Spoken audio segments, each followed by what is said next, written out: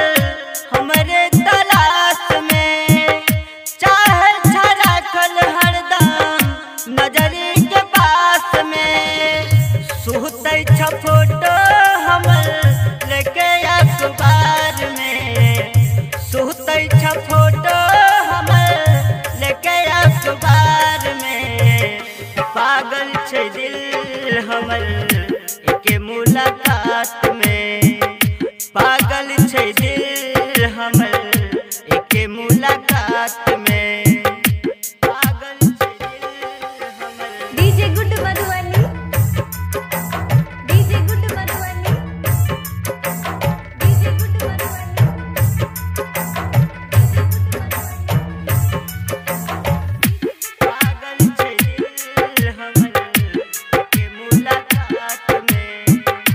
RGD recording studio Ghogharatiya.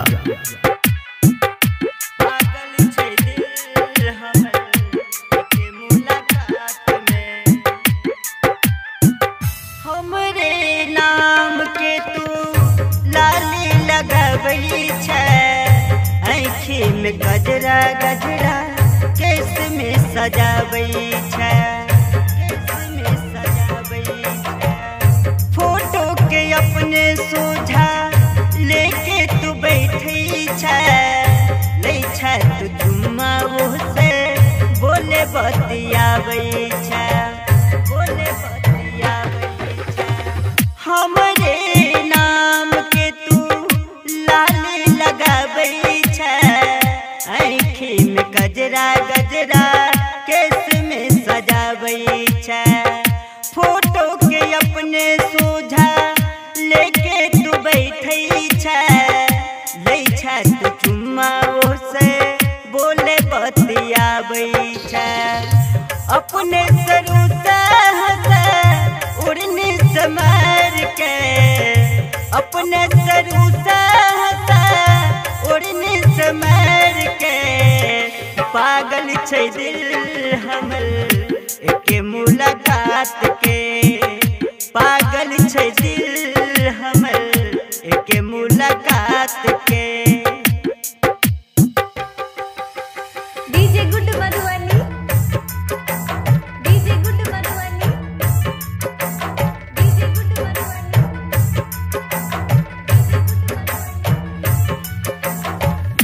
पागल छै दिल हमर एके मुलाकात में। RGD recording studio Ghogharatiya. पागल छै दिल हमर एके मुलाकात में।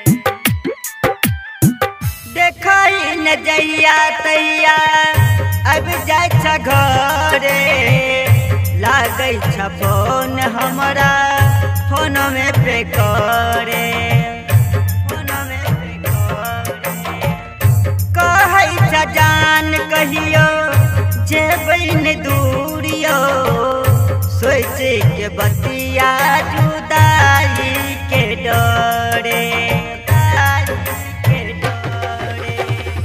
देखाई न जहिया तहिया अब जाइ छ घरे लागै छ फोन हमरा फोन में पे करे कहै छ जान कहियो जेबै न दूरियो सोच के बतिया जुदाई के डरे रस के बलमुआ तोहर तुम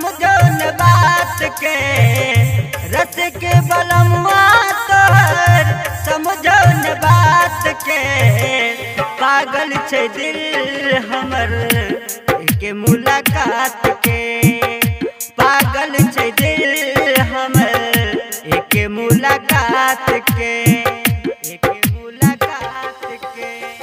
RJD Recording Studio, Ghogadia, 9664486537.